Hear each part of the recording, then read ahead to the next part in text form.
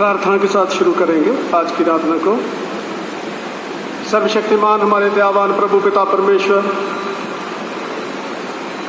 आपकी आशीषों के लिए, आपकी दया करुणा, आपके अनुग्रह के लिए आपका धन्यवाद करते हुए, अपने जीवन को नम्र और दीन करते हुए आपके उपस्थिति में आए हैं। पिता परमेश्वर, हमारे जीवन जैसे भी हैं उनको स्वीकार कर आज की आराधना में हमें आशीष दे।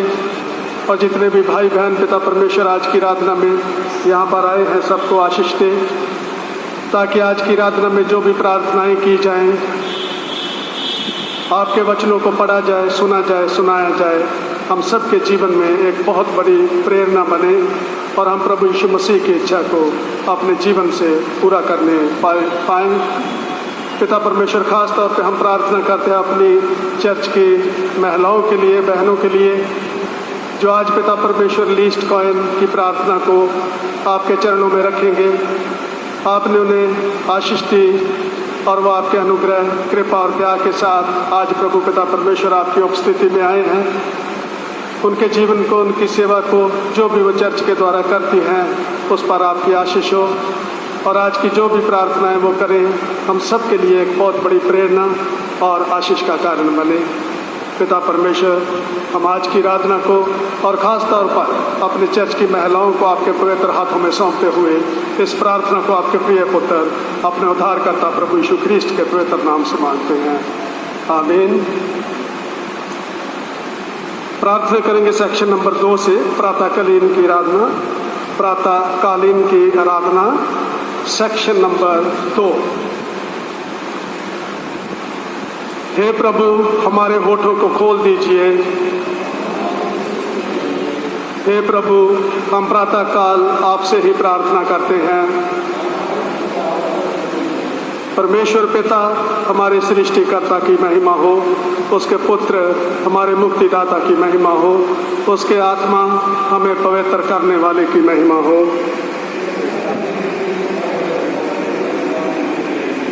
हे सर्वसामर्थी प्रभु परमेश्वर, आप पवित्र पवित्र पवित्र हैं।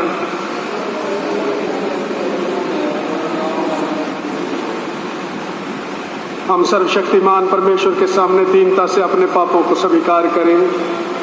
हे परम पवित्र, परम दयावान परमेश्वर, हम मानते हैं कि हमने मन, वचन और कर्म से तथा भलाई करने में कारण आपके विरुद्ध और एक दूसरे के विरुद्ध पाप किया है। इसलिए हम आपसे प्रार्थना करते हैं कि आप हम पर दया करें और हमारे पापों को क्षमा करें, आमीन। सर्वशक्तिमान और दयावान परमेश्वर, हमारे सब पापों को क्षमा करें और उनसे हमें छुटकारा दे, हमें अपने जीवन को सुधारने के लिए अनुग्रह दे और पवित्र आत्मा के सामर्थ्य से हमें परिपूर्ण करे, आमीन। मंडली कृपया बैठ जाए। प्रभु परमेश्वर का धन्यवाद करते हैं आज के इस आराधना के लिए और ख़ास तौर पर आज की जो आराधना है इसके 2 पार्ट हैं। पहले हिस्से में जो हमारी चर्च की महिलाएं हैं वो लीस्ट कॉइन की प्रार्थनाएं जो हैं वो हमारे सामने पढ़ेंगे और करेंगे और लीस्ट कॉइन के बारे में भी हमें बताएंगे कि लीस्ट कॉइन की इम्पोर्टेंस क्या है और क्यों वो करती हैं। उसमें उनके पास जो भी इंट्रोडक्शन होगी, जो भी उन्होंने लिखा है वो हमारे सामने पढ़ेंगे। और अभी मैं उनसे रिक्वेस्ट करूंगा कि अभी जो आराधना का हिस्सा है वो उसको टेक ओवर करें और लीस्ट कॉइन की आराधना को पहले पूरा करेंगे, उसके बाद हमारे नॉर्मल चर्च की सर्विस जो है वो कंटिन्यू करेंगे।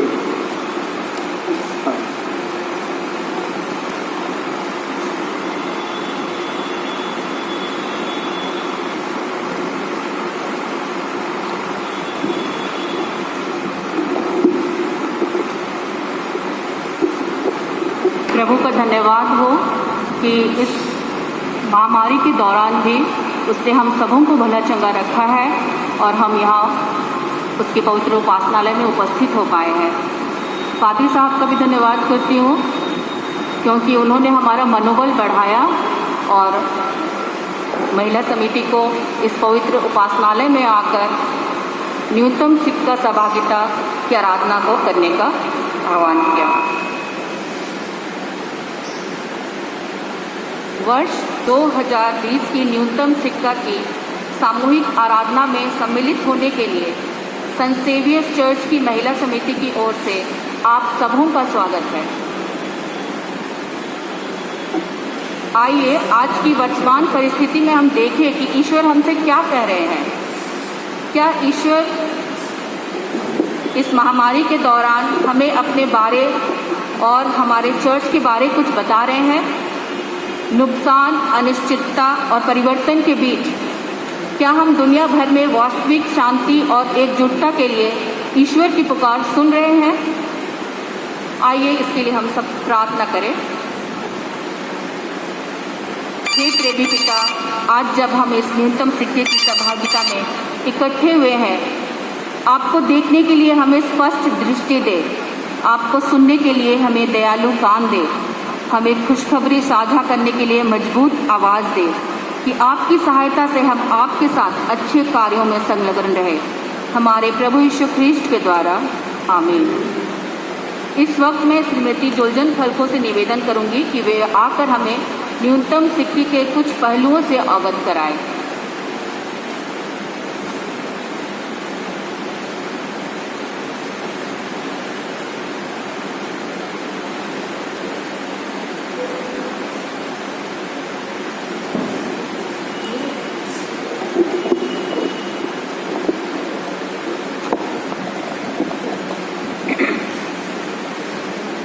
The Fellowship of the Least Point FLC शांति, न्याय और सामंजस्य के लिए एक वैश्विक परिस्थितिक प्रार्थना आंदोलन है। इस आंदोलन के माध्यम से दुनिया भर की महिलाएं एक दूसरे के साथ एकजुटता का प्रयास करती हैं और उन्हें प्रार्थना और शांति के लिए काम करने के लिए याद दिलाया जाता है। FLC के विचार परमेश्वर से भारत के शांति सोलोमन के लिए एक दृष्टि के रूप में उभरा। शांति प्रशांत मिशन टीम का हिस्सा थी, जो विभिन्न देशों की 7 महिलाओं का एक समूह था, जिन्होंने 1956 में पूरे एशिया की यात्रा की थी। इस मिशन का आयोजन डॉक्टर मार्गरेट शैनन ने संयुक्त राज्य अमेरिका के प्रेस्बिटेरियन चर्च PCUSA की महिलाओं की ओर से किया था। इस मिशन पर शांति ने उन एशियाई महिलाओं की कहानियाँ सुनी जिन्होंने द्वितीय विश्व युद्ध के दौरान दुर्व्यवहार और आघात का अनुभव किया था। उस समय भारत और दक्षिण कोरिया के बीच प्रतिकूल राजनयिक संबंधों के कारण शांति को दक्षिण कोरिया के लिए वीज़ा देने से मना कर दिया गया था। इसलिए वह फिलीपींस में रह रही और अपने अनुभवों और उनके द्वारा सुनी गई कहानियों के बारे में प्रार्थना की।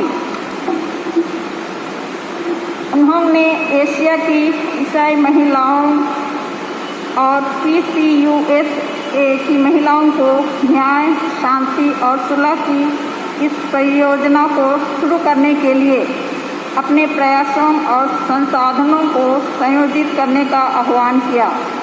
टीम ने शांति की चुनौती को स्वीकार किया और FLC का जन्म हुआ।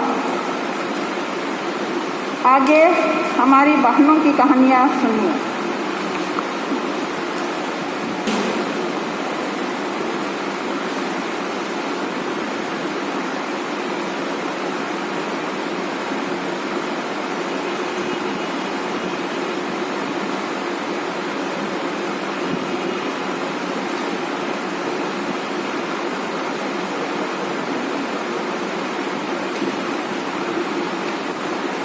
मैं मरीजा, मैंने काउन महिलाओं के साथ समय बिताने के बाद, जिन्हें मैंने सामान्य रूप से एक कप कॉफ़ी नहीं पी थी के बाद, अक्सर सकारात्मक बदलाव का अनुभव होता है।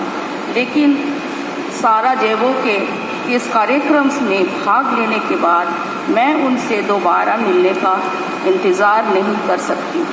मैंने अपनी धार्मिक परंपरा से बाहर की महिलाओं के साथ विश्वास, प्रार्थना और विश्वास के बारे में बात की। बिना ज़रूरत या उन्हें गलत साबित करने के लिए राज़ी करने की इच्छा के बिना। यह मेरे जीवन का एक महत्वपूर्ण बदलाव है। कार्यशालाओं ने मेरी रूढ़ियों को कुचलने का अद्भुत काम किया और छोटे समूह की चर्चाओं ने मुझे पूरी तरह से खोलने और यह कहना संभव कर दिया कि मुझे क्या लगता है, जो मुझे पहले कभी करना पसंद नहीं था। मुझे वहाँ रहना पसंद था। साराजेवो किसी भी शहर का उल्लेख करते समय मेरे दिमाग में चलने वाली हर चीज़ के साथ मैं ईमानदारी से कह सकती हूँ कि इसने मुझ पर गहरा प्रभाव छोड़ा है।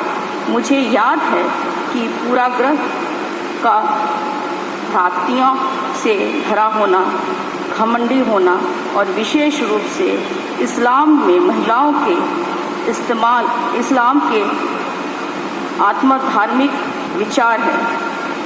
साराजेवो के बाद यह सब बदल गया। मैं और दूसरी महिलाओं को निमंत्रित करती हूँ।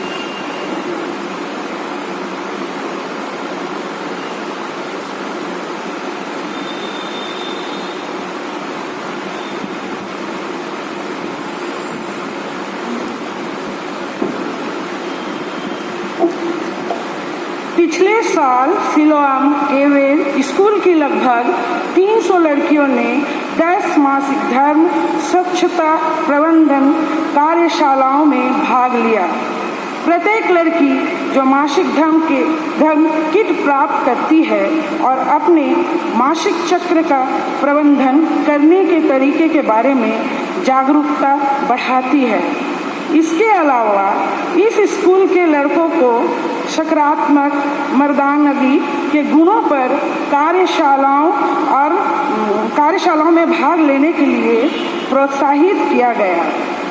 इस परियोजना के परिणाम स्वरूप लड़कियों और लड़कों दोनों ने इस तेजी से जटिल दुनिया में सीखने, जीवित रहने और समृद्ध होने में मदद करने के लिए सकारात्मक जीवन कौशल सीखे। मैं एलन हूँ।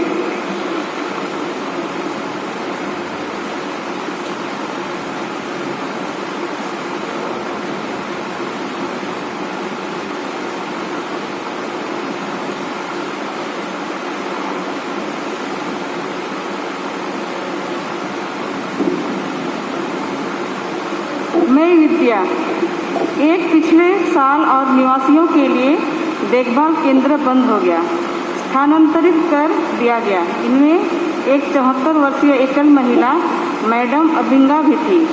वह क्रोनिक अस्थमा से पीड़ित थी, जो घुटने की गंभीर समस्याओं से जुड़ी हुई थी, जिससे उसकी गतिशीलता में बाधा आ रही थी।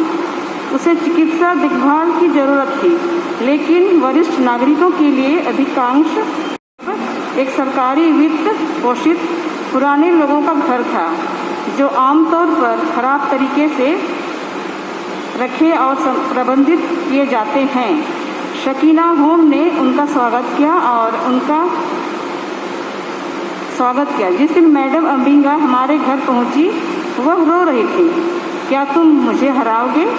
मुझे नहीं पता क्या करना है। वह बहुत डरी हुई थी।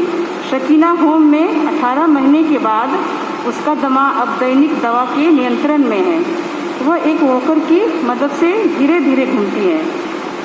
गया उसका डर। वह अन्य निवासियों के साथ बड़े आनंद के साथ पूजा करती है और भगवान में उसकी आस्था अटूट है। उसने कहा, मैं क्या आप मेरी रक्षा के लिए मुझसे और भगवान से प्यार करते हैं? मैं आभारी हूँ। FLC अनुदान ने शकीना होम स्वागत और मैडम अबिंगा का समर्थन करने में मदद की और एक अन्य बुजुर्ग महिलाओं ने गरिमा और आत्म मूल्य के साथ अपने गोधूली वर्षों को जीवित रखा।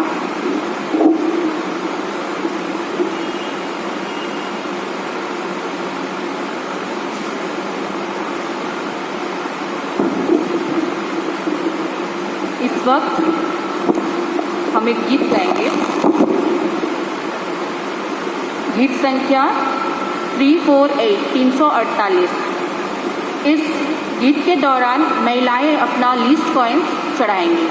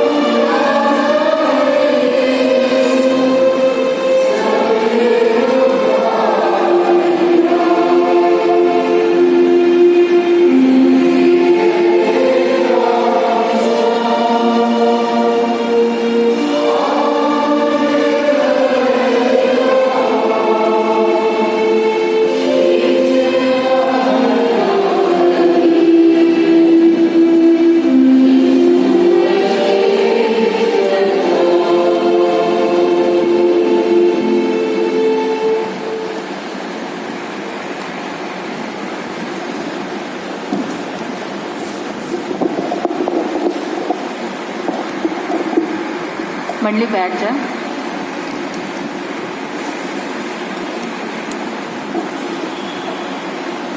आइए हम प्रार्थना करें। हे परमेश्वर, जगत के सृष्टिकर्ता, प्रेमी पिता, हमारे जीवन के सभी भरपूर उपहारों के निमित्त धन्यवाद करने के लिए आपकी दिव्य उपस्थिति में हम सभी अपने आप को प्रस्तुत करते हैं। खासकर न्यूनतम सिक्का की सहभागिता के लिए हम आपके आभारी हैं, जो हमें दुनिया भर में प्यार और क्षमा के साथ बांधती है। हमें अपनी शंकाओं और पूर्वाग्रहों से मुक्त करें। हम प्रार्थना करते हैं, हमें मानव जाति के साथ एकजुटता में रहने के लिए प्रेरित करें कि हम देने और प्राप्त करने की खुशी को जान सकें। हमारे प्यार और प्रार्थना के टोकन स्वरूप हमारे न्यूनतम सिक्के को स्वीकार करें। इन सिक्कों के चमत्कार की तरफ हमारा ध्यान बनाए रखें। हम आपकी रचना का प्रेम पूर्वक सम्मान करें, जैसा कि आपके पुत्र यीशु मसीह के जीवन, मृत्यु और पुनरुत्थान के माध्यम से दर्शाया गया है। हमारी इस प्रार्थना को इसी हमारे उद्धारकर्ता तेरे पुत्र यीशु ख्रीस्त के पवित्र और मीठे नाम से मांगते हैं। सुन और दया से ग्रहण कर। आमीन। पादरी साहब से निवेदन है कि न्यूनतम सिक्के पर आशीष के लिए हमारे लिए प्रार्थना करें।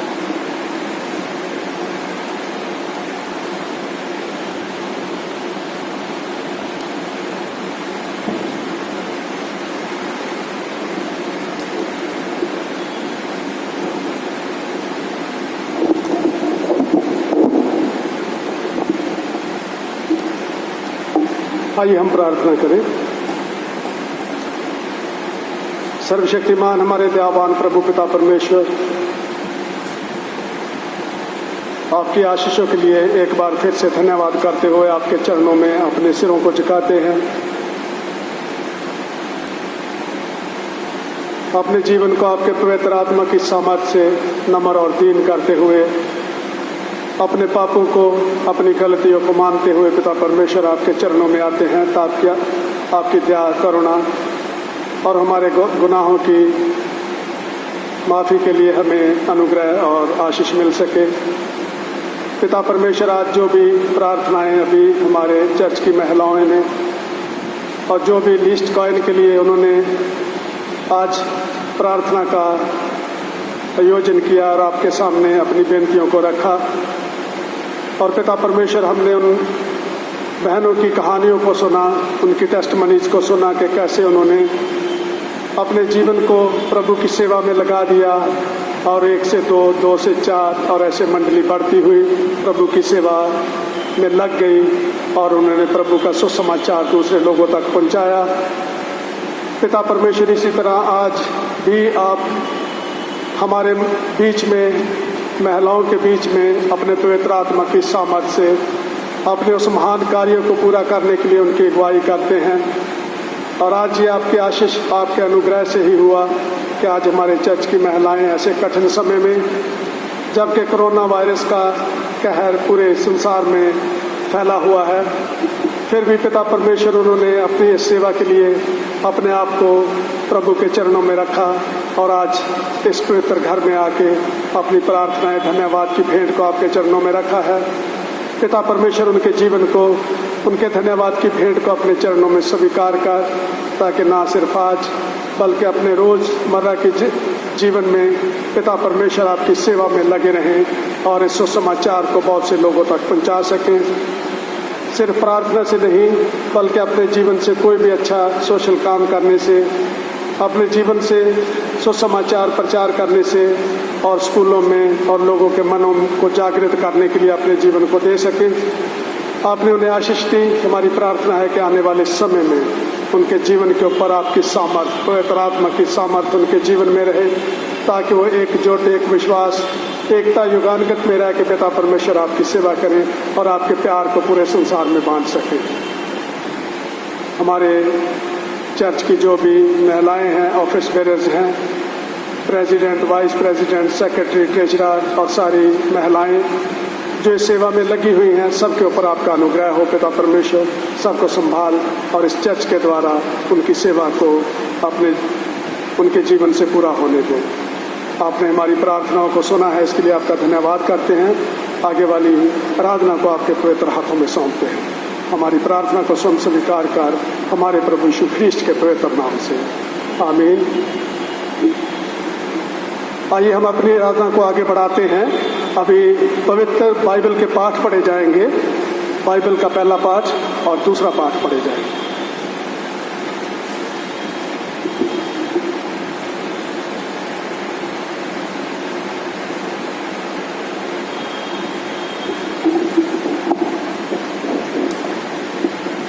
अभी के लिए ठहराया हुआ पहला पाठ हम सुनेंगे। ऐसे भविष्य की पुस्तक 53वां अध्याय उसके पहले पद से, यशायाह 53 पहले पद से। जो समाचार हमें दिया गया उसका किसने विश्वास किया, और यहोवा की भुजबल किस पर प्रकट हुआ, क्योंकि वह उसके सामने अंकुर के समान और ऐसी जड़ के समान उगा जो निर्जल भूमि में फूट निकले। उसकी ना तो कुछ सुंदरता थी कि हम उसको देखते, और ना उसका रूप ही हमें ऐसा दिखाई पड़ा कि हम उसको चाहते। वह तुच्छ जाना जाता और मनुष्यों का त्यागा हुआ था। वह दुखी पुरुष था, रोग से उसकी जान पहचान थी और लोग उससे मुख फेर लेते थे। वह तुच्छ जाना गया और हमने उसका मूल्य न जाना।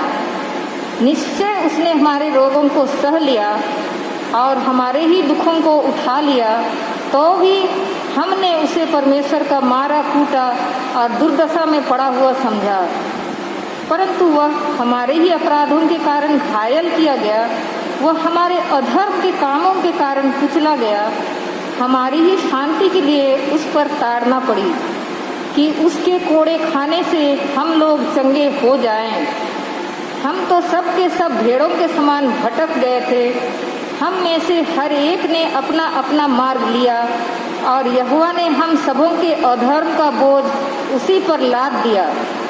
वह सताया गया तो भी वह सहता रहा और अपना मुंह न खोला। जिस प्रकार भेड़ बध होने के समय और भेड़ी ऊन कतरने के समय चुपचाप शांत रहती है, वैसे ही उसने भी अपना मुंह न खोला। अत्याचार करके और दोष लगाकर वे उसे ले गए। उस समय के लोगों में से किसने इस पर ध्यान दिया कि वह जीवितों के बीच में से उठा लिया गया। मेरे ही लोगों के अपराधों के कारण उस पर मार पड़ी। उसकी कब्र भी दुष्टों के संग ठहराई गई, और मृत्यु के समय वह धनवान का संगी हुआ। यद्यपि उसने किसी प्रकार का उपद्रव न किया था और उसके मुंह से कभी छल की बात नहीं निकली थी, तो भी यहोवा को यही भाया कि उसे कुचले। उसी ने उसको रोगी कर दिया। जब वह अपना प्राण दोष बलि करे, तब वह अपना वंश देखने पाएगा। वह बहुत दिन जीवित रहेगा। उसके हाथ से यहोवा की इच्छा पूरी हो जाएगी। वह अपने प्राणों का दुख उठाकर उसे देखेगा और तृप्त होगा। अपने ज्ञान के द्वारा मेरा धर्मी दास बहुतेरों को धर्मी ठहराएगा, और उसके अधर्म के कामों का बोझ आप उठा लेगा। यह परमेश्वर का वचन है। परमेश्वर का धन्यवाद।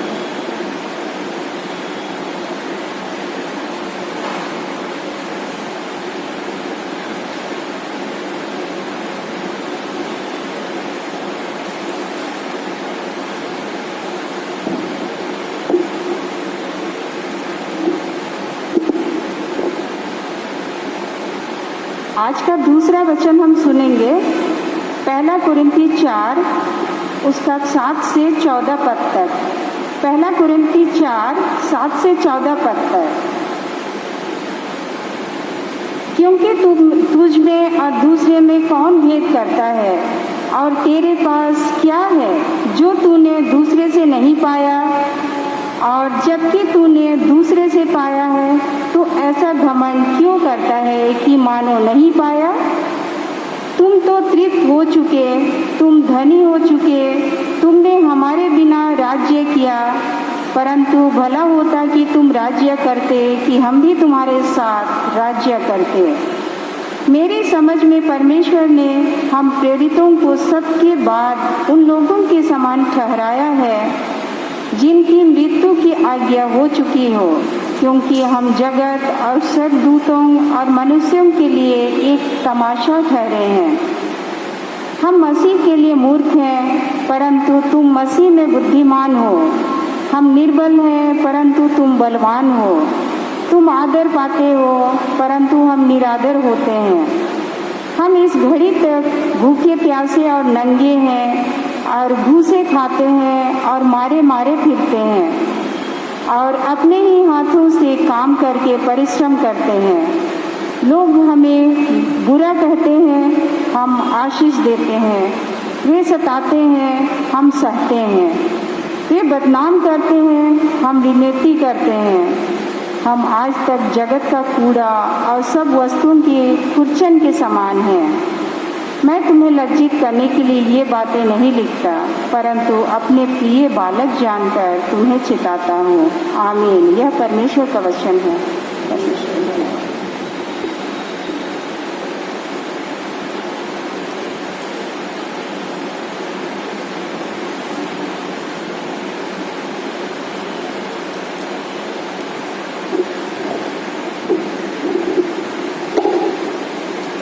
ये प्रभु का सुसमाचार सुनने के लिए खड़े होंगे।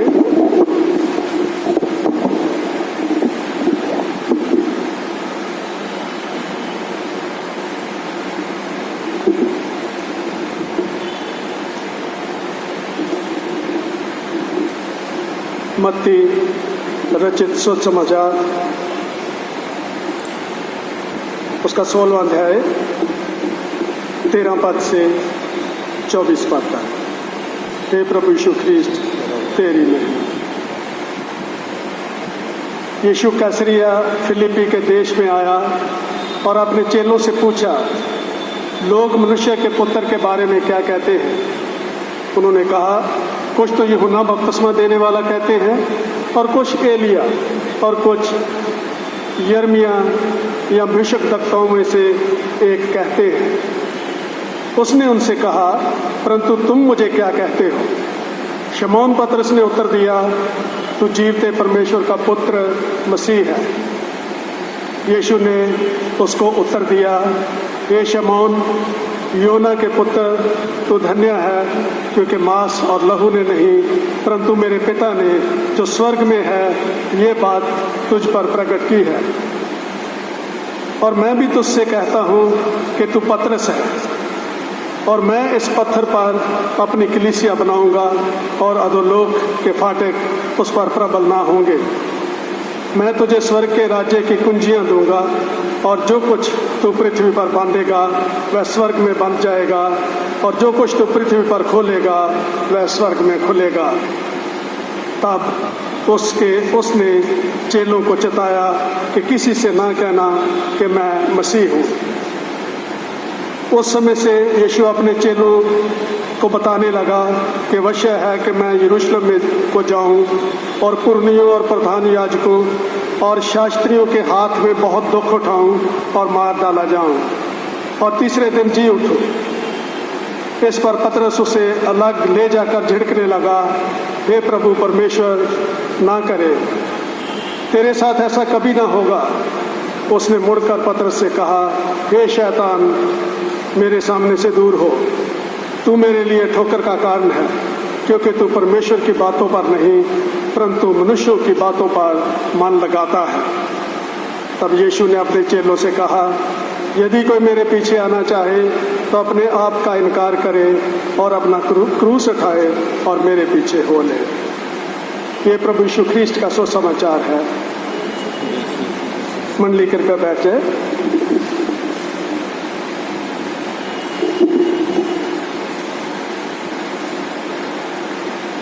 हमारे दयावान प्रभु पिता परमेश्वर, आज के पवित्र दिन के लिए आपका धन्यवाद करते हैं कि आपने अपने अनुग्रह, अपनी सामर्थ्य से हमें फिर से इस चर्च में, इस पवित्र घर में आने का एक अवसर दिया, ताकि हम अपनी प्रार्थना, अपना जीवन आपके चरणों में रख सकें, आपके पवित्र वचनों को सुने और उसको समझें और आपकी इच्छा को पूरा करने के लिए अपने जीवन को दे सकें। इस समय को आपके पवित्र हाथों में बांधते हैं। हम सबकी रक्षा कर और हमें संभाल और अपनी सेवा के लिए इस्तेमाल कर। मसीह यीशु के पवित्र नाम से मांगते हैं, आमीन। सबसे पहले प्रभु यीशु ख्रीस्त का धन्यवाद करते हैं आज के इस पवित्र दिन के लिए। लॉकडाउन के बाद आज जो हाईएस्ट नंबर है चर्च के अंदर, इसके लिए भी प्रभु का धन्यवाद करते हैं। और आज की जो आराधना हमारे चर्च की महिलाओं ने प्रभु के चरणों में पहला हिस्से में अपनी प्रार्थनाएं रखी हैं, प्रभु का धन्यवाद किया है। प्रभु की इच्छा को जानने के लिए लीस्ट कॉइन की इम्पोर्टेंस को, सिग्निफिकेंस को भी हमारे सामने पड़ा है और ये सेवा कैसे शुरू हुई और ये पूरे संसार में आज भी कंटिन्यू करती है।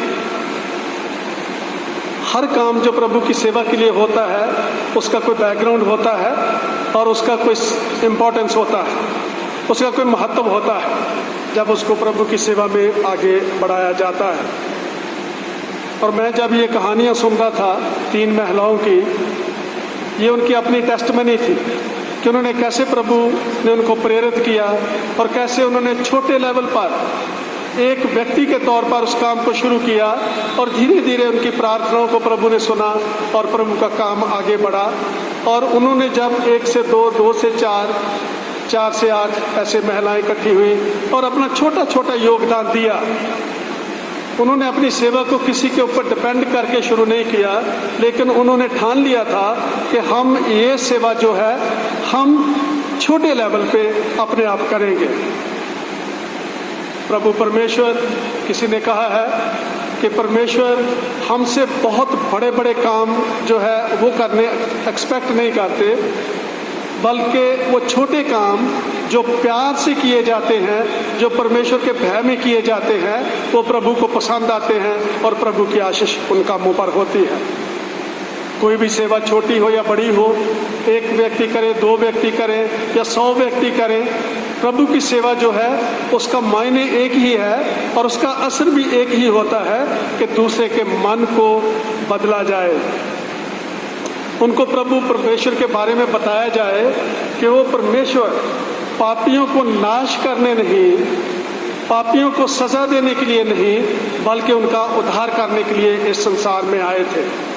और वो प्रभु जिसने हमारे उद्धार के काम को पूरा किया, वो आज भी जीवित प्रभु और हमारे बीच में है। आज भी हमारी प्रार्थनाएं उसी तरह से सुनता है, आज भी हमें आशीष देता है, आज भी हमें प्रेरणा मिलती है अगर हम अपने जीवन को नम्र करके प्रभु के चरणों में समर्पित करें।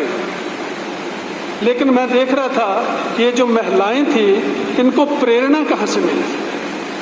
कोई भी काम जो है प्रभु की प्रेरणा के बगैर, प्रभु की आशीष के बगैर पूरा नहीं किया जा सकता। हम कितने भी बुद्धिमान क्यों ना हो, हमारे पास कितना भी ज़्यादा लॉजिक क्यों ना हो, हम कितने भी सच्चाइयाँ फैक्ट अपने दिमाग से लोगों के सामने रखने की कोशिश क्यों ना करें, लेकिन जब तक प्रभु की आशीष, प्रभु का भय, उसका डर हमारे जीवन में, हमारे हृदय में नहीं आता, हमारे सब लॉजिक, हमारा सब ज्ञान, हमारा सब बुद्धि जो है वो अधूरी होती है, उससे प्रभु को महिमा नहीं मिलती। और जब हम नम्रता के साथ अपने जीवन और जीवन के अंदर जो हमने सच्चाइयों को जाना है प्रभु के चरणों में रखते हैं, तो प्रभु की बहुत बड़ी आशीष हमारे जीवन में आती है। जो यशाया 53 चैप्टर पढ़ा गया है, इसको हम गुड फ्राइडे को सुनते हैं या बीच बीच में कभी इस पाठ को पढ़ा जाता है, और साल में एक बार तो लेक्शनरी के अनुसार इसको ज़रूर पढ़ा जाता है। और आज का जो पाठ वचन पढ़े गए हैं उसका फोकस एक ही है, हमारा जीवन कहाँ पे स्टैंड करता है। यीशु मसीह ने जब अपने काम को थोड़ा सा देखने के लिए, वो तो सब जानी जानते, उनको सबके हृदयों को वो जांचने वाले परमेश्वर थे, उनको पता था क्या हो रहा है, उसके चेले कहाँ तक उसकी बात को समझ पाए हैं, अभी तक उनके जीवन में क्या क्या कमियां हैं और वो कैसे सुधरेंगी, कैसे वो पवित्र आत्मा आएगा, इनकी सहायता करेगा, सामर्थ्य देगा और फिर ये प्रभु के काम को आगे लेके जाएंगे। एज ए ह्यूमन बीइंग, एक व्यक्तिगत व्यक्ति होने के नाते वो कमज़ोर थे। वही पतरस जिसने कहा था कि तू परमेश्वर का पुत्र मसीह है, और दूसरे ही पल में जब यीशु मसीह ने कहा कि ये ज़रूरी है कि परमेश्वर का पुत्र जो है वो यरूशलेम में जाए, उसको पकड़ा जाए, उसको मारा कूटा जाए और उसको सलीब पर चढ़ा दिया जाए, और पतरस लिखा है कि उसको साइड में ले जाकर उसको डांटने लगा, और प्रभु यीशु मसीह ने उसको कहा, हे शैतान। इससे पहले वो धर्मी इंसान जिसने परमेश्वर के भेदों को प्रकट किया और ये बता दिया कि वो कौन है, परमेश्वर का पुत्र मसीह जो बचाने वाला था, और दूसरे ही पल वो दूसरी तरह की बातें करने लगा। ये एक ह्यूमन नेचर है, हमारा एक स्वभाव है, और वो तब होता है जब हम परमेश्वर को छोड़कर अपनी बुद्धि के ऊपर भरोसा करना शुरू कर देते हैं।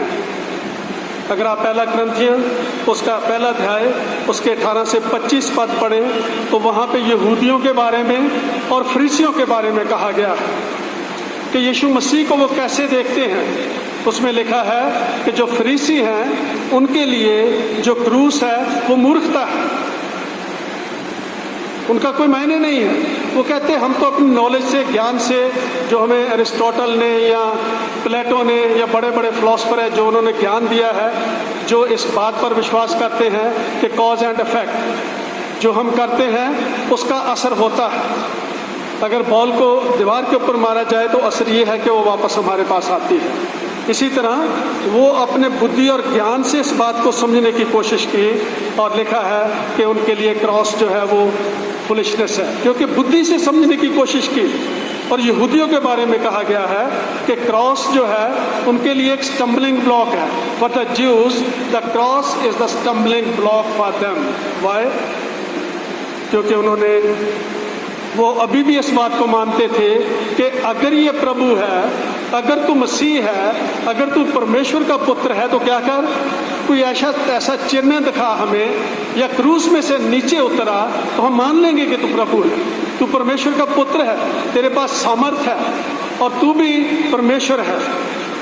लेकिन हम लोग जो हैं जिनको प्रभु की तरफ से, प्रभु के अनुग्रह से हमें उद्धार मिला है, we thank God that he did not come down from the cross. उसके क्रूस से ना उतरने की वजह से आज हमारा उद्धार हुआ है, क्योंकि वो काम होना ज़रूरी था। एक समय था जब क्रूस पर थे तो प्रभु यीशु मसीह की 7 जो प्रार्थनाएं हैं उनमें से एक देखें तो यीशु मसीह ने कहा था, हे मेरे प्रभु, हे मेरे परमेश्वर, तूने मुझे क्यों छोड़ दिया।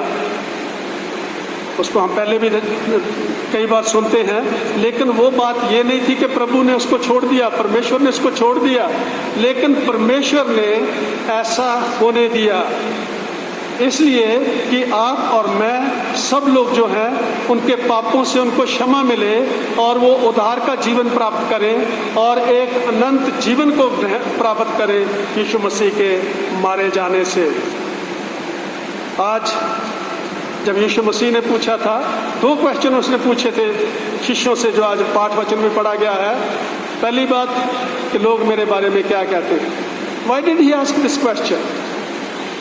उनको भी, वो भी एक as a human, as a हमारी तरह एक इंसान ही पैदा हुए थे। उनको भूख लगती थी, प्यास लगती थी, वो थकते थे, अपने शिष्यों के साथ बैठ के सब तरह की बातें करते थे, हंसते भी थे, मजाक भी करते होंगे, सारे दिन भर की कार्रवाई को शाम को एवेल्युएट करके बातें भी करते होंगे इंसान के तौर पर। लेकिन उनके मुंह से सुनना चाहते थे कि लोग मेरे बारे में क्या कहते हैं। तो उत्तर क्या दिया? कुछ लोग आपको एलिया कहते हैं, कुछ लोग आपको यूहन्ना बपतिस्मा देने वाला कहते हैं, कुछ लोग आपको बड़े भविष्यद्वक्ताओं में से एक कहते हैं। General question. क्राउड्स कंफ्यूज्ड, जो लोग हैं कंफ्यूज्ड हैं, नहीं जानते कि यीशु मसीह क्या है और किस लिए आया था और हमारे जीवन में उसका क्या इम्पोर्टेंस है। आज भी बहुत से लोग, मेजॉरिटी ऑफ द पीपल जो है, द क्राउड्स आर कंफ्यूज्ड, उनको नहीं मालूम कि वो कहाँ जा रहे हैं, कहाँ जाना चाहते हैं। आज के संदर्भ के अंदर, कोरोना काल के अंदर, एक महामारी का समय, डर पैदा लोगों के दिलों में हुआ और वो कंफ्यूज है, नहीं जानते क्या करें। मास्क पहनने से बचेंगे या वो हैंड सैनिटाइजर से बचेंगे या उसको कोई दवा बचाएगी या कोई डॉक्टर बचाएगा। लेकिन डॉक्टरों ने कह दिया हम नहीं बचा सकते, हमारे पास कोई दवा नहीं है, कोई मेडिसिन नहीं है। हम आपको सलाह दे सकते हैं कि आप क्या क्या काम करो, क्या ना करो, लेकिन हम बचा नहीं सकते आपको। फिर कौन बचाएगा हमको? ये बात एक बहुत बड़ा एक क्वेश्चन है हमारे लिए जो मानते हैं कि प्रभु यीशु मसीह जीवित परमेश्वर है। अगर हम उसको मानते हैं कि वो जीवित परमेश्वर है तो क्या वो हमारी प्रार्थना जो हम उसके सामने करेंगे नहीं सुनेगा? अगर वो सुनने वाला प्रभु है, अगर हमें उसने अपनी संतान बनाया है, बच्चे बनाया है, वो हमारा पिता है, तो पिता तो नहीं चाहेगा कि हम किसी तरह का भी दुख भोगें। लेकिन उसमें हमें संपूर्ण तौर पर उसके पवित्र हाथों में समर्पित करना होगा। There is no any other option. This is the time when the whole world has to understand that without God, nobody can save them in this point of time, in this situation. ये सबसे बड़ी बात है जिसके लिए प्रभु का धन्यवाद भी करना जरूरी है कि कैसे लोग उस परमेश्वर को जानने लगे हैं, कैसे उसके सामने झुकने लगे हैं, कैसे सड़कों के ऊपर आपने देखा ज़मीन के ऊपर लेट लेट के अमेरिका में, जर्मनी में, फ्रांस में, कई जगह में लोग सड़कों के ऊपर लेट के प्रार्थना करते हैं प्रभु को अपनी सुरक्षा के लिए और पूरे संसार की सुरक्षा के लिए। क्या आज हम उस क्राउड्स की तरह कंफ्यूज्ड हैं? लेकिन फिर यीशु मसीह ने कहा कि ठीक है, लोग जो कहते हैं, लेकिन तुम मेरे बारे में क्या कहते हो? What do you think who I am? लेकिन वहां पर पतरस ने कहा था कि तू परमेश्वर का पुत्र मसीह है। क्या आप उसको मसीह मानते हैं? हमारी इंस्पिरेशन क्या है? हमारी इंस्पिरेशन वो है जिसको आप देख के अपने आप को सुरक्षित महसूस करते हैं। कभी कभी कई लोगों को मैं देखता हूँ, बाहर जाते हैं, बाइबल उनके पास होती है, विश्वास है उनका कि ये पवित्र वचन है, कहीं भी जाएं ये हमारे साथ होना चाहिए। कुछ लोग अपने गले में क्रॉस लगाते हैं क्योंकि उनका विश्वास है कि हमारा प्रभु जो क्रूस पर मर गया था, उस क्रॉस में इतनी सामर्थ है कि उसको देखने से, उस पर विश्वास करने से, जिसकी वजह से इस क्रॉस की इम्पोर्टेंस बनी है, वो हमें इस जीवन में हर तरह की कठिनाइयों से बचा सकता है। और उस क्रूस की इम्पोर्टेंस जो है, ये क्रॉस जो है, रोमन रूल के द्वारा this was the highest criminal punishment on the cross. Highest criminal punishment. जो हार्डकोर टेररिस्ट होते थे, जो सबसे बड़े क्रिमिनल होते थे, उनको क्रॉस पर लटकाया जाता था। लेकिन यशाया उसका 53 अध्याय में हमने देखा है कि कैसे 600 साल पहले ही भविष्यद्वक्ता ने उनके जीवन के बारे में लिख दिया था कि वो कैसा जीवन होगा, कैसे वो दुख भोगेगा, और उसके दुख भोगने, उसके मारे जाने, उसके कोड़े खाने से ही क्या होंगे, हम चंगे हो जाएंगे।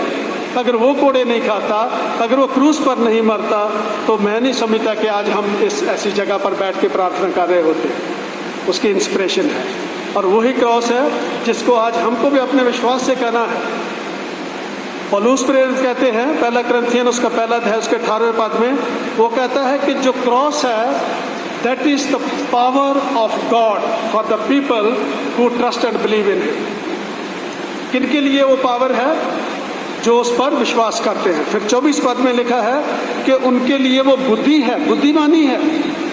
हमें बुद्धि कहाँ से मिलती है? हमें ज्ञान कहाँ से मिलता है? इंस्पिरेशन कहाँ से मिलती है? When we see Jesus and his cross that he died for me। पूरे वर्ल्ड की बात तो बाद में होगी, हमको पहले अपने आप में देखना है कि Jesus died for my since. दूसरों के लिए मर गया तो आप अपने आप को उसमें इंक्लूड नहीं करते, तो क्रॉस का आपके लिए कोई मायने नहीं है। Jesus Christ died for my sins on the cross, तो उसकी वजह से मुझे मुक्ति मिली है। Without cross no crown. अगर वो मरे नहीं होते तो क्या आज वो परमेश्वर की दाहिनी हाथ बैठे उस सिंहासन पर बैठ के पूरे संसार में का राज्य करते? ये परमेश्वर की कुछ सीक्रेट्स हैं जिनको समझना ज़रूरी है। कुछ एक हिस्से हैं, अगर नोट कर सकते हैं अगर आप इसकी, जो जीसस क्राइस्ट ने इस क्रॉस की सीक्रेट को बताया था। यूहन्ना उसका 12वां अध्याय उसके 20 पद में लिखा हुआ है कि जब तक गेहूं का दाना ज़मीन में गिरकर मर नहीं जाता, उसमें ज़्यादा फल नहीं लगता। उसने बहुत पहले क्रॉस की इम्पोर्टेंस को फक्की फरीसी यहूदियों को बता दिया था कि क्रूस पर मर जाने का मायने ये है कि इसी में से जीवन निकलेगा और इसी में से लोग उद्धार पाएंगे। यूहन्ना उसका 12वां अध्याय उसके 20 पद में लिखा हुआ है। फिर यूहन्ना उसका 3रा अध्याय 14 पद में लिखा हुआ है कि जब परमेश्वर का पुत्र ऊपर उठाया जाएगा, उस सांप की तरह जो विल्डरनेस में यहूदी लोगों ने एक बड़े रॉड पर लगाया था, उसको देख के जो सांप उनको काटता था वो बच जाते थे, लेकिन क्रूस को देख के आज हम सब लोग बचते हैं। उसी के द्वारा हमारा उद्धार है।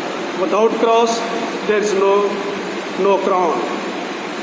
आज हमें एक ही बात है जिसको समझना होगा, और जो आज के वचनों में भी लिखी गई थी 24वें पद में, मत्ती 16 अध्याय उसका 24वां पद, कि अगर आप प्रभु यीशु मसीह के चेले हैं या चेला होना चाहते हैं, उसके फॉलोवर्स होना चाहते हैं, तो क्या करना है। प्रभु यीशु ने अपने चेलों से कहा, यदि कोई मेरे पीछे आना चाहे तो अपने आप का इनकार करे और अपना क्रूस उठाए और मेरे पीछे हो ले। इसका क्या मायने है? First of all you have to deny yourself. Self, उसको मारना है।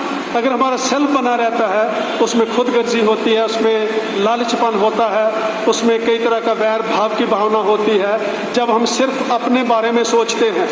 उसमें उसने कहा था कि फर्स्ट ऑफ ऑल अपने आप से इनकार करना। दूसरी बात है अपना क्रॉस उठाना। You have to be ready to suffer for Christ sake. उसके लिए हमको सफ़र करना भी पड़े। अगर हम अच्छा जीवन जीते हैं, मसीह का जीवन जीते हैं, अगर किसी किस्म का सताव आपके जीवन में आता है तो वो आपके लिए आशीष का कारण बनता है। अगर हम अपने विश्वास में बने रहें। इसमें एक ही बात समझनी है हमको कि हमारी जो पावर है, जो हमारा जो शक्ति है, जो सामर्थ है, वो हमें कहाँ से मिलता है? वो सिर्फ परमेश्वर से मिलता है। दो फर्क होते हैं। हम समझते हैं बुद्धि क्या है और ज्ञान क्या है। There is a difference between knowledge and wisdom. किसी ने कहा था, if you lack knowledge go to school, if you lack wisdom get on your knees. Knowledge is not wisdom, wisdom is the proper use of knowledge. Vance Havner ने ये statement दी थी कि ज्ञान तो हमें स्कूल से भी मिल सकता है। अच्छी बातें सीखना, कई लोग बुद्धिमान हैं, स्कूलों में अच्छी बातें सिखाते हैं। Then why do we come to church? Church में आने का क्या मायने है हमारा? क्या हम हासिल करना चाहते हैं? यहाँ पे जो ज्ञान मिलता है, जो बुद्धि मिलती है, वो घुटनों पर आने से मिलती है, नमर करने से मिलती है, अपने पापों को मान लेने से मिलती है। और जब हम मान लेते हैं तो प्रभु यीशु मसीह कहते हैं कि तुम मेरे चेले हो। आज हम किसी बात पर घमंड न करें। प्रोवर्ब्स चैप्टर 27 वर्स 1 में लिखा हुआ है, उसमें लिखा है, कल के बारे में घमंड न कर। कल के बारे में अपने जीवन के लिए घमंड न कर। तू नहीं जानता एक दिन में क्या हो सकता है, एक दिन में क्या हो सकता है। इसको आप पढ़िएगा जाके, उसमें लिखा हुआ है कि हम घमंड करते हैं, ये मेरा है, वो मेरा है, ये करेंगे, वो करेंगे, कैसे अपने आप को ऊपर उठाएंगे, और ऐसे घमंड हमारे जीवन में आते हैं। लेकिन परमेश्वर कहता है, तू नहीं जानता कि उसका काम करने का तरीका क्या है। जब घमंड में आदमी भर जाता है, जब उसकी बुद्धि भ्रष्ट हो जाती है, जब वो दूसरों को नीचा दिखाने की कोशिश करता है, तो अपने जाल में खुद फंस जाता है। हमें उस जाल में से निकालने के लिए परमेश्वर प्रभु इस संसार में आए, उन्होंने अपना जीवन दिया और उन्होंने कह दिया था कि आप अपने ऊपर भरोसा मत करो, अपनी शक्ति पर, अपने बल पर, अपनी बुद्धि पर घमंड न करो, उस परमेश्वर पर विश्वास करो जिसके द्वारा तुम्हें ये जीवन मिला है। अगर वो नहीं होता हमारे जीवन में तो ये महिलाएं आज ये प्रभु की प्रार्थना नहीं कर रही होती, हम लोग यहाँ नहीं बैठे होते। We are here only because of him. He died on the cross and I am saved and you are saved। हमें एक नया जीवन मिला है, एक अनंत काल का जीवन मिला है। उस जीवन में बने रहने के लिए हमें प्रभु यीशु मसीह के साथ बने रहना बहुत ज़रूरी है। क्रॉस हमारी इंस्पिरेशन है, क्रूस हमारे जो है वो मार्गदर्शन करता है, उसी से हमें प्रेरणा मिलती है, सामर्थ्य मिलती है, बुद्धि मिलती है। और जब वो हमारे जीवन में हमारे फोकस में रहता है तो शैतान हमारा कुछ नहीं कर सकता। जब हमारा फोकस वहाँ से हटेगा तो तब ही हम इस जीवन में कई तरह की मुश्किलों में पड़ जाते हैं। प्रभु करे कि हम इसी जीवन को पाने के लिए प्रभु के उस क्रॉस की तरफ ताकते रहें, जो इब्रानियों उसका 12 अध्याय उसके 2 पद में लिखा है, अपने उद्धारकर्ता प्रभु यीशु ख्रीस्त को ताकते रहो, जो हमारे विश्वास का देने वाला और हमारी बुद्धि के बढ़ाने वाला है। Focus on your Lord Jesus Christ. He is the pioneer and the perfecter of our faith. हमारा विश्वास भी उसी के द्वारा बढ़ता है। ये नहीं कि हम बाइबल कितनी पढ़ते हैं, कितनी प्रार्थना करते हैं या कितना हम ज्ञान हासिल कर लेते हैं, लेकिन जब तक मसीह यीशु हमारे जीवन में नहीं है तो हमारा जीवन आगे नहीं बढ़ सकता। आइए इसी विश्वास के साथ अपने जीवन को प्रभु के चरणों में रखें, हर तरह के घमंड को जीवन से दूर करें, प्रभु की इच्छा को माने और उसे सही रास्ता देखने के लिए प्रार्थना करें तो वो हमारा मार्गदर्शन करेगा। आइए हम प्रार्थना करें।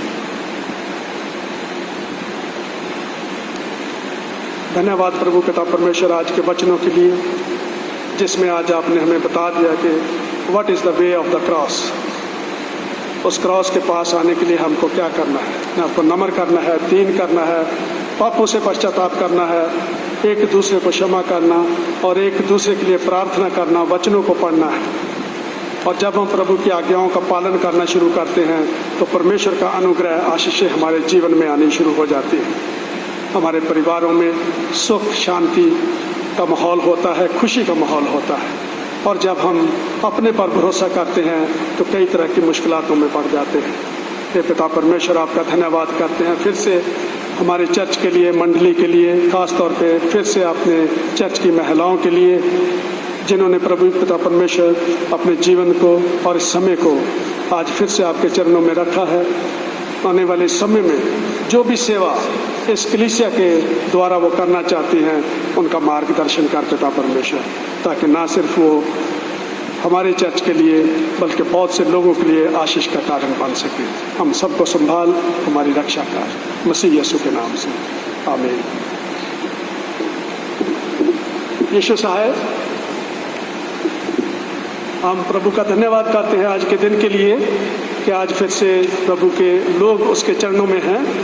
और हमें आशा और उम्मीद करते हैं कि ऐसे ही जैसे ही आपको समय मिले, क्योंकि ये समय तो है थोड़ा अपने सारे माहौल को देख के चलने का है, क्योंकि हमको प्रभु पर विश्वास भी करना है और जो काम हमको करने हैं वो भी करने हैं। ये नहीं है कि आप हमारा विश्वास जो है, जिसको कहते हैं अंधविश्वास नहीं है, हमारा विश्वास जीवित विश्वास है, जिस पर हम विश्वास करते हैं कि प्रभु हमारे साथ है। उसकी प्रेरणा से हमें ये जो बातें हैं इनको मान के चलना है, तो प्रभु की आशीष हमारे जीवन में बनी रहेगी। आप सबका आज की रात में वेलकम करते हैं, ख़ास तौर पे महिलाओं का धन्यवाद करते हैं। वाइस प्रेसिडेंट भी है यहाँ पे, ट्रेजरर भी हैं, महिलाएं हैं। सब लोग तो नहीं आ पाए सिचुएशन की वजह से, लेकिन जो भी है प्रभु के सामने धन्यवाद के साथ उसका धन्यवाद करते हैं। लास्ट संडे जो भेंट प्रभु के चरणों में लाई गई थी 3050 रुपये और मुट्ठी दान 600 रुपये, कुल मिला के 3650 रुपये प्रभु के चरणों में रखेंगे। आने वाले हफ्ते में जो हमारे भाई बहन अपने बर्थडेज मनाएंगे, उनके लिए प्रार्थना भी करेंगे। आज 27 सितंबर है, रोशन टिग्गा का आज बर्थडे भी है, तो उनके लिए भी प्रार्थना करेंगे। 29 को प्रेम और तिर्की, 30 को जाया एग्रेला आप्टे और 2 अक्टूबर को पॉल, राजीव टोपो और 2 अक्टूबर को ही मार्था बॉल। आने वाले हफ्ते में ये लोग अपने घर में धन्यवाद की प्रार्थना को करेंगे और हम भी यहाँ चर्च में इन सब के लिए प्रार्थना करेंगे, ताकि आने वाला साल इन सब के लिए शुभ साल हो, आशीष भरा साल हो और प्रभु इनको सब खुशियाँ दे और आशीष दे। इनके लिए प्रार्थना करें। सर्वशक्तिमान हमारे दयावान प्रभु पिता परमेश्वर, आपकी आशीषों के लिए आपका धन्यवाद करते हैं, ख़ास तौर पे अपने सब भाई बहनों के लिए जो आने वाले हफ्ते में अपना जन्मदिन धन्यवाद के साथ मनाएंगे और आने वाले साल का शुरुआत प्रभु की दया और करुणा से करेंगे। उनके सब के ऊपर जीवन में आपकी आशीष हो, उनके परिवारों में आपकी आशीष रहे, उनके बच्चों पर, परिवारों पर भी आपकी आशीष हो पिता परमेश्वर। होने दे कि उनका जीवन आपकी सेवा सेवकाई के लिए इस्तेमाल किया जा सके। सबको आपके पवित्र हाथों में सौंपते हुए, शुभकामनाएं देते हुए इस प्रार्थना को आपके प्रिय पुत्र अपने उद्धारकर्ता प्रभु यीशु ख्रीस्ट के पवित्र नाम से मांगते हैं, आमीन। आइए हम अपनी प्रार्थना को आगे बढ़ाएं। विश्वास वचन को पढ़ेंगे।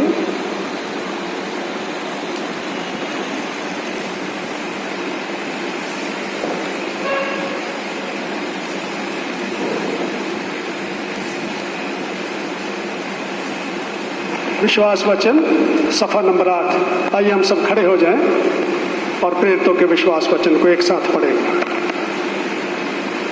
मैं सर्वशक्तिमान पिता, स्वर्ग और पृथ्वी के सृष्टिकर्ता परमेश्वर पर विश्वास करता हूँ। मैं उसके इकलौते पुत्र हमारे प्रभु यीशु ख्रीस्ट पर विश्वास करता हूँ। वह पवित्र आत्मा की सामर्थ्य से गर्भ में आए, कुंवारी मरियम से जन्मे, उन्होंने पैंतुस पिलातुस के शासन में दुख भोगा, वह क्रूस पर चढ़ाए गए, मरे और गाड़े गए और मृतकों के लोक में उतरे, तीसरे दिन वह जी उठे, वह स्वर्ग पर चढ़ गए और पिता की दाहिनी ओर विराजमान हुए। वह जीवित और मृतकों का न्याय करने को फिर आएंगे। मैं पवित्र आत्मा पर, पवित्र सर्वलोक कलीसिया पर, संतों की संगति, पापों की क्षमा, देह के पुनरुत्थान और अनंत जीवन पर विश्वास करता हूँ। आमीन। प्रभु आपके साथ हो। मंडली कृपया बैठ जाए। प्रभु हम पर दया कीजिए, मसीह हम पर दया कीजिए। प्रभु की प्रार्थना एक साथ पढ़ेंगे। हे हमारे स्वर्गीय पिता, आपका नाम पवित्र माना जाए, आपका राज्य आए, आपकी इच्छा जैसे स्वर्ग में पूर्ण होती है वैसे पृथ्वी पर भी हो। हमारे दिन भर की रोटी आज हमें दीजिए, हमारे अपराधों को क्षमा कीजिए जैसे हमने अपने अपराधियों को क्षमा किया है। आप हमें परीक्षा में मत डालिए परंतु बुराई से हमें बचा लीजिए, क्योंकि राज्य, पराक्रम और महिमा अब और सर्वदा आपके हैं। आमीन। सेक्शन नंबर 15 की प्रार्थना है। हे प्रभु, अपने आत्मा की शक्ति से हम में प्राण फूंक दीजिए, न्याय और स्वतंत्रता को फैलाने के लिए हमारी सहायता कीजिए। दरिद्रों और दलितों के प्रति अपना प्रेम हम में उत्पन्न कीजिए। वार दीजिए कि हमारे देश में एकता और मेल मिलाप बना रहे। जिनको अधिकार प्राप्त है, हमारे राष्ट्रपति, हमारे प्रधानमंत्री और हमारे देश के सब मंत्री जो हैं, उनको अपने पवित्र आत्मा के द्वारा अपना मार्गदर्शन कीजिए। और हे प्रभु, अपने लोगों को आशीष दीजिए। पिता परमेश्वर, आपसे प्रार्थना करते हैं अपने चर्च की मंडली के लिए, खास तौर पे उन लोगों के लिए जो चर्च में इस आराधना में नहीं आ सके। हमारे चर्च में जितने भी एल्डर्स हैं, बड़े हैं, उनके ऊपर आपकी आशीष हो। छोटे बच्चों पर आपकी आशीष हो, हमारे यूथ पर भी आपकी आशीष हो, हमारी महिला समिति पर आपकी आशीष हो। होने दे पिता परमेश्वर के हम सब एकता में रहकर आपके पवित्र आत्मा की अगुवाई में चलते हुए आपकी सेवा कर सकें। हमारी प्रार्थना को सुन स्वीकार कर मसीह यीशु के नाम से, आमीन। आइए अपनी भेंट प्रभु के चरणों में लाएं, गीत गाएंगे।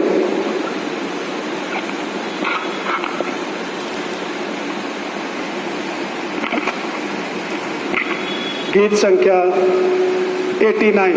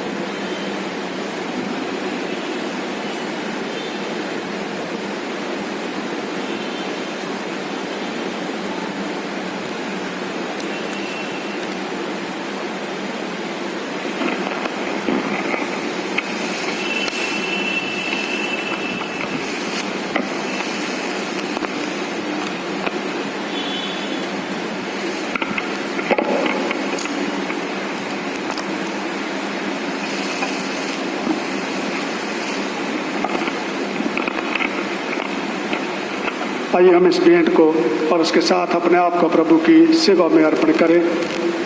दयावान प्रभु पिता परमेश्वर,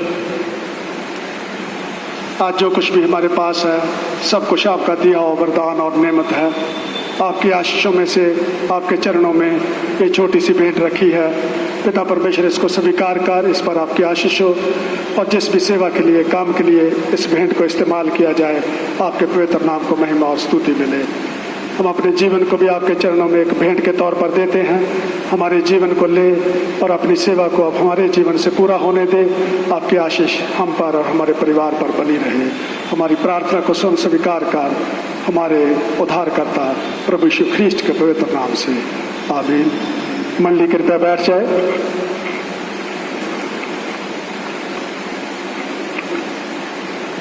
सेक्शन नंबर 17 की प्रार्थनाएं पढ़ी जाएंगी।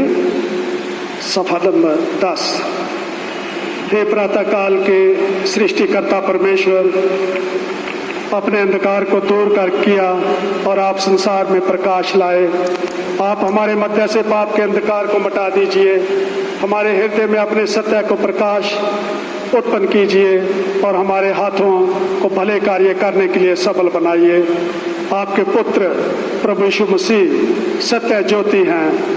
उन्हीं के द्वारा आप हमें प्रकाश और आनंद प्रदान कीजिए। आमीन। हे शाश्वत परमेश्वर पिता, आपके सामर्थ्य से हमारी सृष्टि हुई और आपके प्रेम के द्वारा हमारा उद्धार हुआ है। आप अपने पवित्र आत्मा के द्वारा हमारा मार्गदर्शन कीजिए और हमें सबल बनाइए कि आज हम अपने आप को आपके प्रेम में, आपकी और एक दूसरे की सेवा में अर्पण करें। आमीन।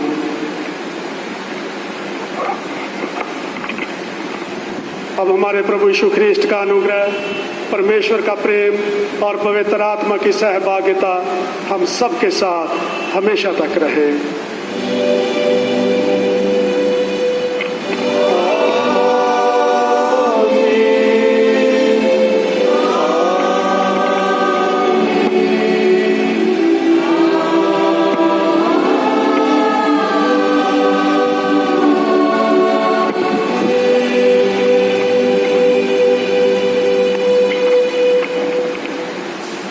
धन्यवाद के साथ आज की आराधना का आखिरी गीत गाएंगे।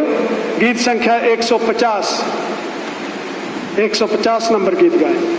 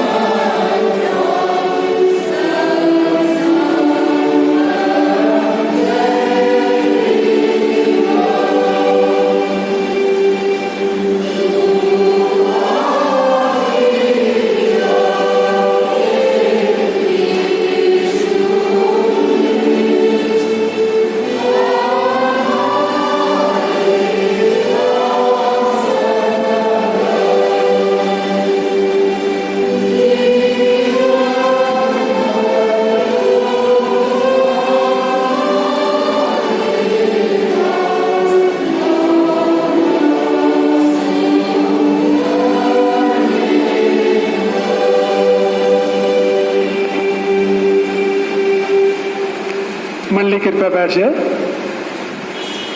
मिस्टर सपोरा ठिग्गा अभी सबका धन्यवाद करने के लिए सामने आएंगे। The vice president of WFCS।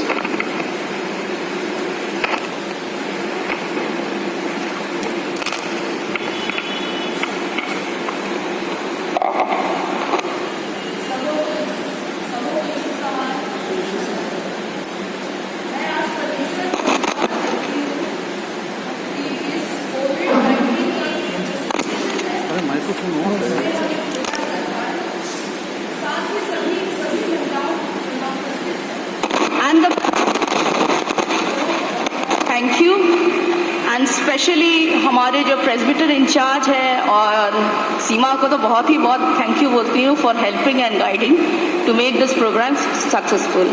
Thank you.